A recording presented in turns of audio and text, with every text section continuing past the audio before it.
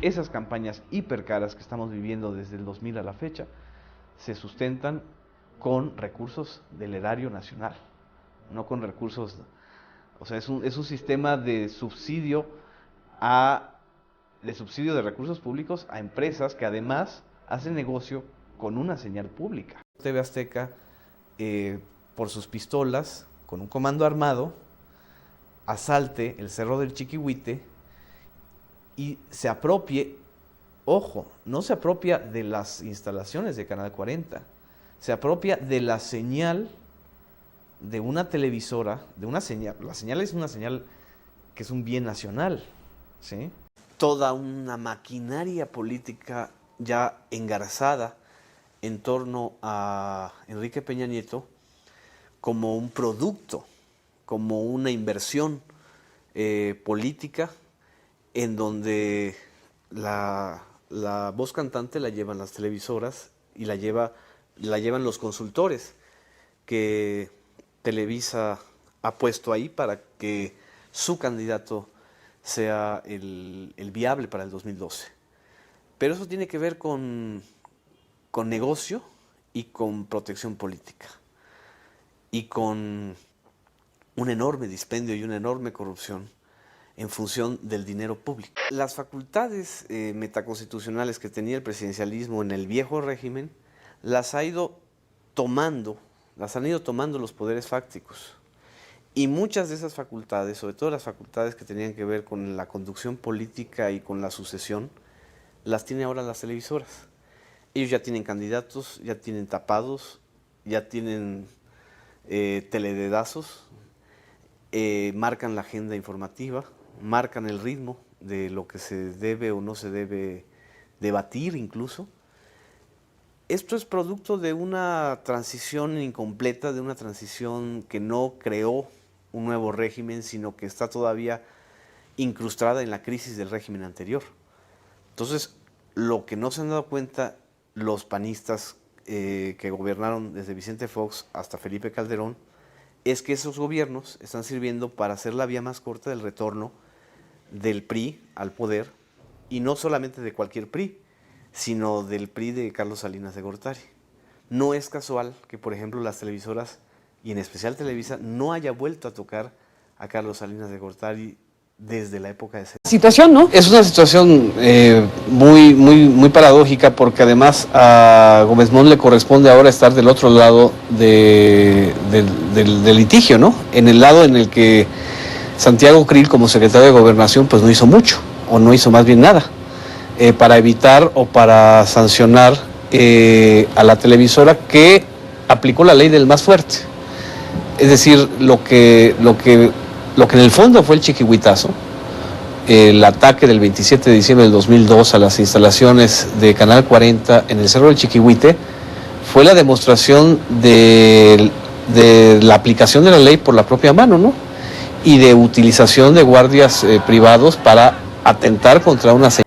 Cree que lo que se publicita ya está hecho, es decir, con publicitarlo y con dar golpes de imagen ya la realidad se transforma.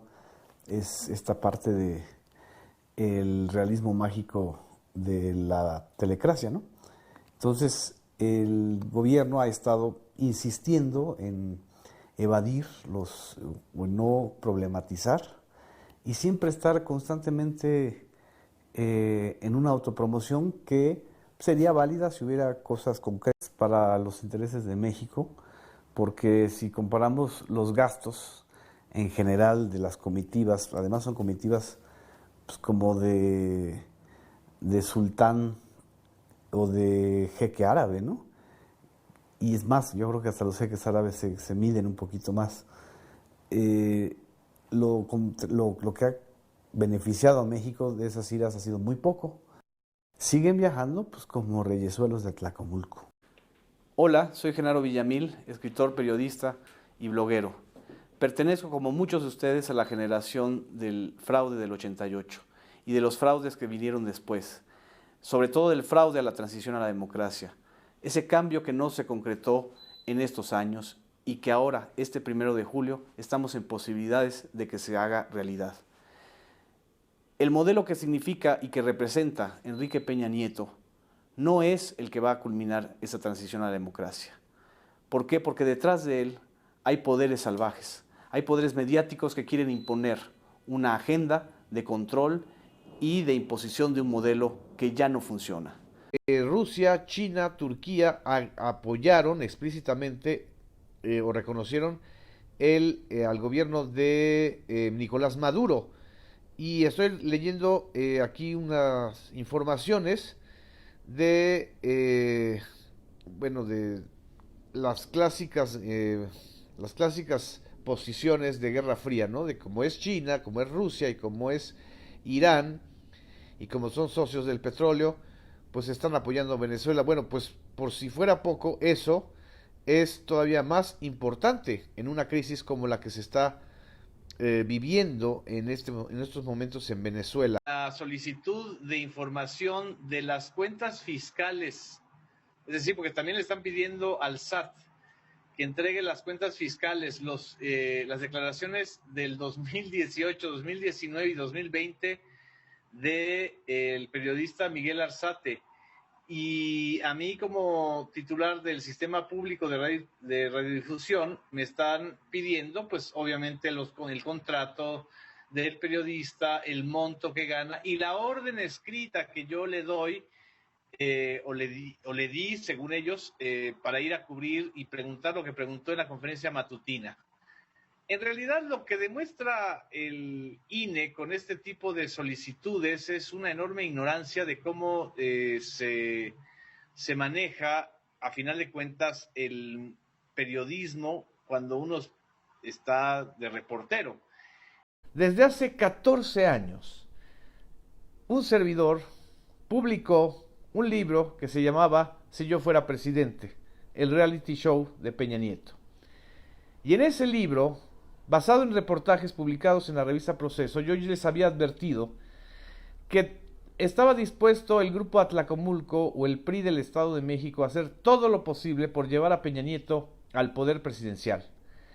Y entre eso, todo lo posible, se incluía incluso un guión para hacerlo novio o esposo de una actriz de Televisa. Hubo un casting. Se pensó en varias actrices, incluyendo a Lucero, incluyendo a Galilea Montijo, y finalmente terminaron por hacer un acuerdo con Angélica Rivera, en ese momento una de las actrices más populares por sus telenovelas, por La Dueña, por Destilando Amor, por este tipo de melodramas en donde ella aparecía como la protagonista.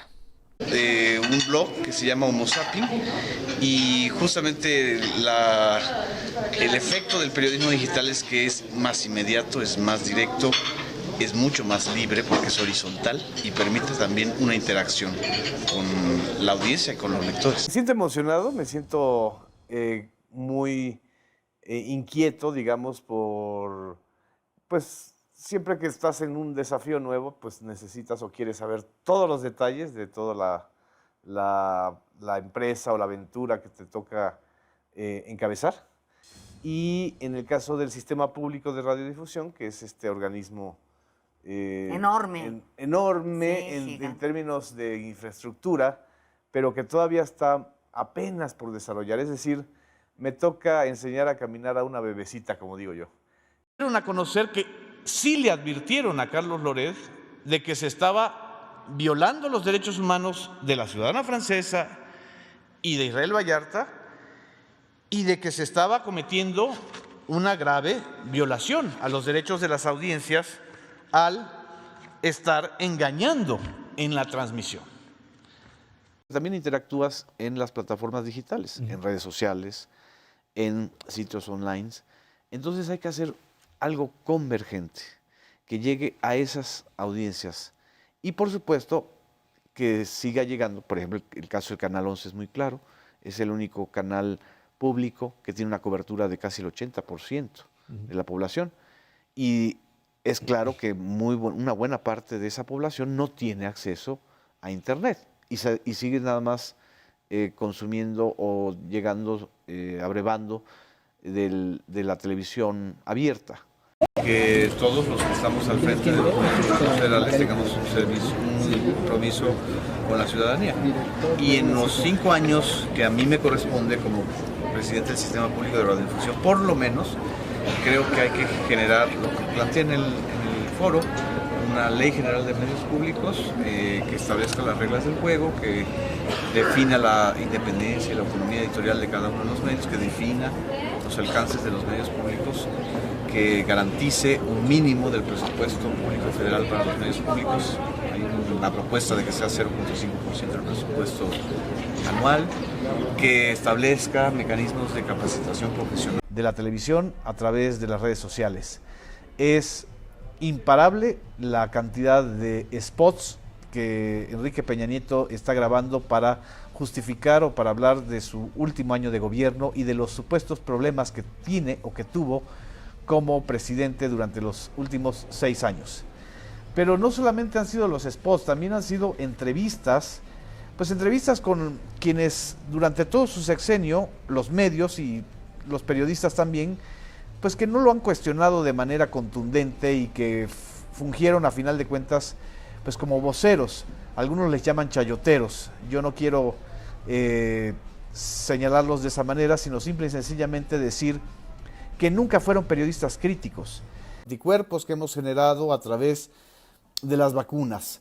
La vacunación ha sido un instrumento fundamental para lograr que en el caso de la Ciudad de México, más del 90% de los habitantes de esta ciudad estemos vacunados al menos con una dosis, más del 70% ya tienen la dosis completa.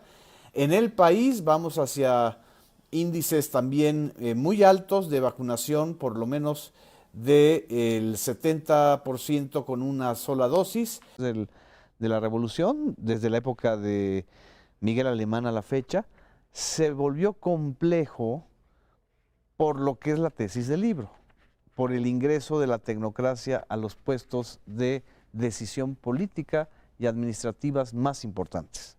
Los tecnócratas en México siempre estaban para cuidar los dineros, para cuidar las finanzas públicas, ese era su papel. El político tenía límites en el técnico. Y exactamente, el político gobernaba, el tecnócrata. Cuando se vuelve en el sexenio de Miguel de la Madrid, pero sobre todo con Salinas, la nueva clase política, entonces se vuelve también más sofisticado el mecanismo de la corrupción, porque también son sofisticados los mecanismos de triangulación. Y OHL es un mecanismo muy sofisticado. Han querido tener historia, que no han tenido que tener un rostro, como en el caso del Comité Eureka de Rosario Ibarra, que le dio nombre y le dio expediente a cada uno de ellos. Quizá eso es lo que también, de una u otra manera, es lo primero que hay que hacerle a este país, darle nombre y sentido a cada una de las víctimas del modelo de gobierno que se ha tenido. Que en las redes sociales, cuando algo es gratis, quiere decir que el negocio somos nosotros, nuestros datos. El negocio en estos tiempos de las redes digitales es que nosotros estemos enganchados a ellas, ¿sí? ¿Y qué hacer? La gran pregunta, ¿qué hacer frente a esto? En primer lugar, conocer el fenómeno. En segundo lugar, cortar la cadena de transmisión de mensajes, noticias falsas, audios, videos, porque si no cortamos esa cadena, la epidemia de la información falsa es todavía más delicada.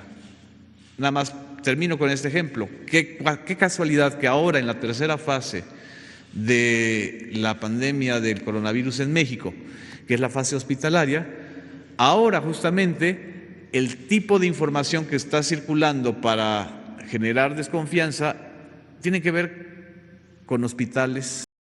Fórmulas fáciles para generar emociones débiles o emociones y pasiones en la gente, eso lo hace de manera constante la televisión comercial, ¿sí? Y eso genera audiencia, pero también se pierde esa audiencia cuando el truco cansa, ¿sí? Cuando ya el humito de la Rosa de Guadalupe o los gritos de Laura Bozzo o cualquier otro contenido de estos dejan de ser creíbles. Hay que saber callar. ¿Y siempre verifica lo que escribe? Procuro siempre verificar cuando se trata de asuntos muy delicados. ¿Nostalgia, don Genaro? Ninguna. ¿Y al amanecer? Menos. ¿Marihuana? Es algo delicioso. ¿Coca? Nunca le he probado. Falta que nos diga que es de izquierda. Siempre he sido de izquierda, desde los 15 años. ¿Y qué es eso? Un sentido del mundo y de la vida y de la justicia. ¿Cuál es la relación de su izquierda con la propiedad privada? Creo que la propiedad privada es un derecho y creo que hay que respetarla. Propiedad. La victoria de López Obrador es esa victoria que se estaba esperando de un candidato que viniera de un movimiento ciudadano, democrático, de izquierdas, que pusiera el acento en los más necesitados desde 1988, desde que el ingeniero Cuauhtémoc Cárdenas rompe con el PRI y forma la corriente democrática. Después él es candidato presidencial 3 veces y pierde finalmente en el 2000 frente a Vicente Fox. Y en el 2006 y en el 2012, López Obrador también fue un candidato presidencial de muy amplio respaldo popular, pero por un lado hubo este fraude del 2006, que hay todavía quienes dicen que no fue un fraude, pero bueno, esto es tema de otro cantar. La situación del país, que es el crimen organizado y el poder mediático, se unieran e impusieran a su propio candidato o a su propia agenda política para el 2012. Es decir, no es que surja de un elemento sólido de información o algo que ellos hayan dicho, o de un pacto en donde uno vea, no, pues aquí está Televisa con los narcos. No, por supuesto que no lo van a hacer de manera pública, no lo van a hacer de manera abierta, no lo van a hacer con los narcos tradicionales que nosotros conocemos o vemos en los reportes de la PGR, no lo van a hacer con el Chapo, ni con los Zetas, ni con la familia. Actitudes de mucha intolerancia y de mucha violencia, incluso social y emocional, derivada justamente de la desinformación o de las mentiras abiertamente falsas. Y la infodemia ha ido creciendo o se ha ido modulando a través de la pandemia. La infodemia en torno a las vacunas ha sido increíble, al grado tal que celebridades como Miguel Bosé o celebridades o gente con mucha influencia ante millones de personas dicen barbaridades como que las vacunas, en lugar de protegernos, lo que generan es un mayor riesgo de la pandemia. Y ahora que estamos en nuestro programa de Villamil Informa en Cadena Raza de 1 a 3. Gracias.